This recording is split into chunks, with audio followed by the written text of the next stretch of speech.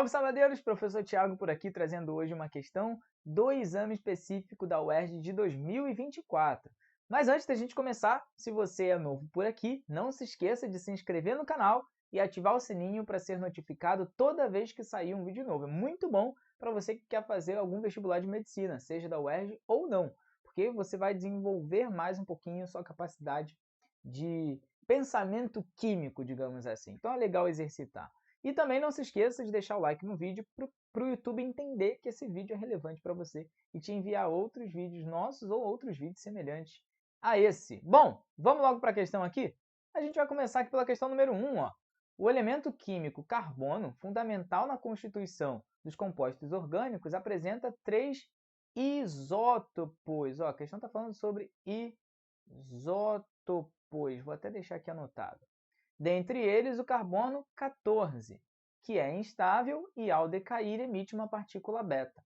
Identifique o número de prótons desse elemento químico, em seguida determine o número de nêutrons do carbono 14 e nomeie o elemento químico formado em seu decaimento. Essas primeiras questões do exame da UERJ, elas são questões bastante conceituais. Eu acho elas muito interessantes porque, apesar de serem um nível que a gente considera, a maioria das pessoas considera um nível mais baixo, ela pega nos conceitos ali que às vezes a gente acaba misturando elemento, átomo e tal, que são conceitos básicos, mas são importantes de serem cobrados. Então, por isso que eu acho legal a prova começar dessa maneira.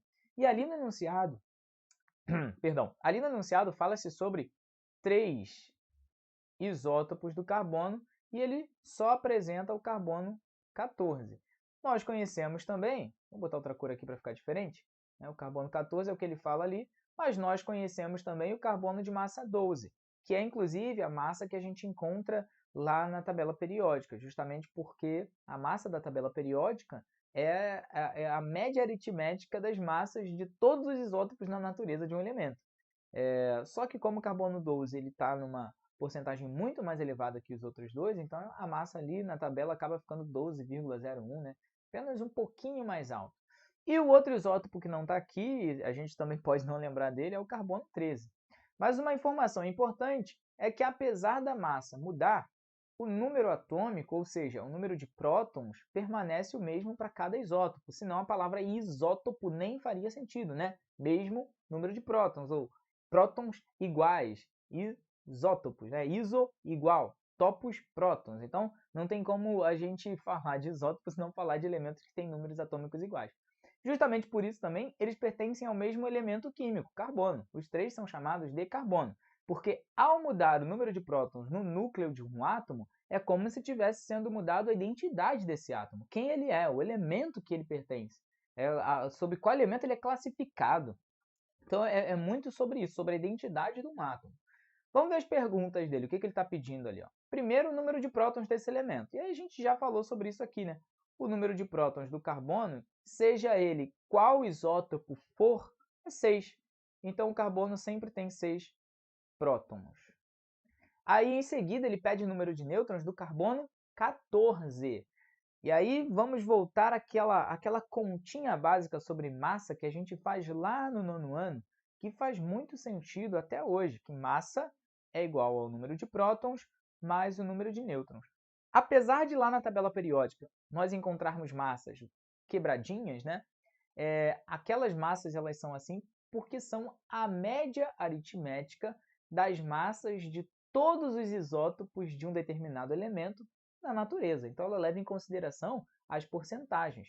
Como no caso do carbono, o carbono de massa 12 ele aparece, né, com maior porcentagem, com maior presença na natureza, a porcentagem muito mais elevada do que a dos outros dois, a massa lá, que a gente encontra na tabela periódica, geralmente é 12,01, alguma coisa assim, uma aproximação dessas.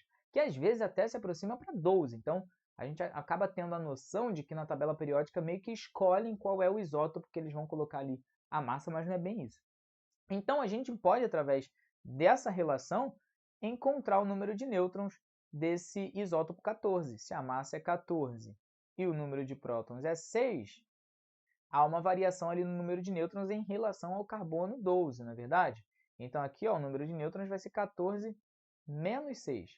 Se o carbono 12 ele também tinha 6 nêutrons, o carbono 13 então tem 7 nêutrons. e o carbono 14 tem 8 nêutrons. Então, o número de nêutrons é 8. A gente já tem aqui duas respostas que ele pede, número de prótons e número de nêutrons. Aí, em seguida, número de nêutrons, né? E nomeie o elemento químico formado em seu decaimento. Agora, falando aqui do decaimento. Decaimento é a perda de partículas nucleares. E ele já especifica o que acontece no decaimento do carbono 14. Ele diz que ocorre a liberação de uma partícula beta. Só vamos relembrar o que pode ser perdido em um decaimento radioativo. Pode ser perdido uma partícula alfa, que tem massa 4 e número atômico 2, né, porque ela é composta por 2 prótons e 2 nêutrons. Pode ser a liberação de uma partícula beta, que não tem massa, mas a gente considera o número atômico -1 por conta de uma mudança que acontece no núcleo, de um próton que vira nêutron. E pode ter também, eventualmente, um neutrino, que tem massa 1 e número atômico 0. Né? Não tem carga, então não apresenta variação, mudança no número atômico ou na quantidade de prótons no núcleo.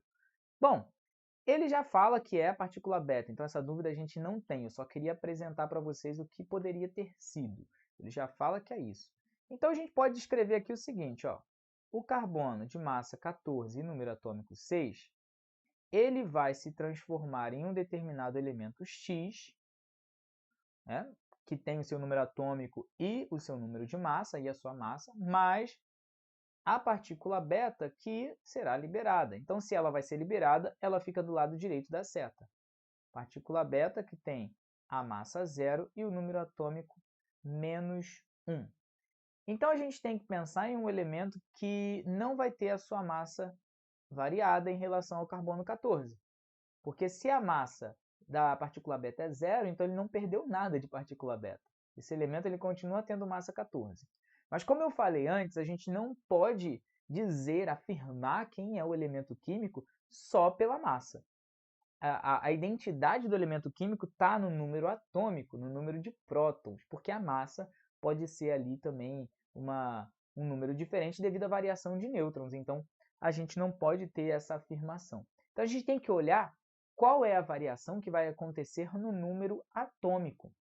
Aí é meio estranho, porque ele perde uma partícula beta, uma partícula -1. Como assim? Como é que isso acontece? Bom, basicamente, na liberação de uma partícula beta, ocorre uma mudança no núcleo do átomo. Um nêutron lá no núcleo do átomo vira um próton. Então, ao perder uma partícula beta, é como se o átomo tivesse ganhado um próton, ao invés de ter perdido um próton, como acontece na partícula alfa. Então, aqui ele ganha um próton. Então, ao perder -1, perder -1 é ganhar 1. Então, ali ó, o número atômico vai ser 7, porque ele vai de 6 para 7. Como que a gente poderia ter feito isso? Bom, a gente poderia ter feito de uma maneira matemática também, né? Uma equaçãozinha, 6 é igual a 7 mais -1. Também seria uma maneira... 7 não, né? No caso aqui a gente não saberia que era 7, então teria que colocar x. 6 é igual a x e tal. Seria uma maneira matemática de fazer. Mas essa lógica é legal da gente aprender e é legal da gente pegar o jeito de fazer por essa lógica para entender mesmo o que está acontecendo ali no núcleo atômico, os tipos de transmutação que estão acontecendo ali. Então é uma questão bem legal para iniciar a prova, porque dá para você começar a entrar na ignição ali, né? Dá para começar a tirar a ferrugem um pouquinho das suas engrenagens na hora de começar a prova. E também cobra um assunto muito interessante, um assunto que é relevante até hoje no universo atômico, no universo químico, e que está bem relacionado aí nessa questão, né? Porque seria legal também se a questão falasse sobre datação, acho que seria uma contextualização bacana, mas não é o caso. A gente sabe que as questões da UERJ elas procuram ser mais enxutas e fazer vários pedidos em uma única questão, em um único enunciado. Então, é muito importante também, nessas primeiras questões, a gente ficar muito atento, porque eles podem pedir coisas que a gente nem percebe, né? Então, ali, ó, identifique o número de prótons, 6 prótons nós encontramos. Em seguida, determine o número de nêutrons, 8 nêutrons encontramos. Agora, nomeie o elemento químico formado em seu decaimento. Então, quem é esse cara? Quem é o X? O X é o cara que tem número atômico 7. Então, o Z é igual a 7. Quem é que tem Z igual a 7? A gente precisa consultar a tabela periódica. Ou, se você já memorizou, vai lembrar que quem tem Z igual a 7 é o cara que está logo depois do carbono, que é o nitrogênio. Então, aqui, ó, X é igual a nitrogênio, o nitrogênio. Tomem muito cuidado com essa prova específica da UERJ, que é uma prova discursiva, então demanda muito também a organização das respostas.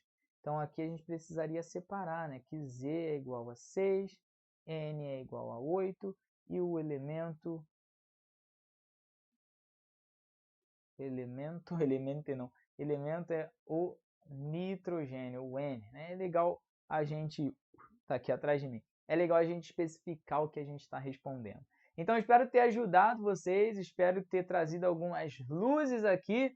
E não se esqueça, mais uma vez, se inscreve aí, deixa o like, tira o print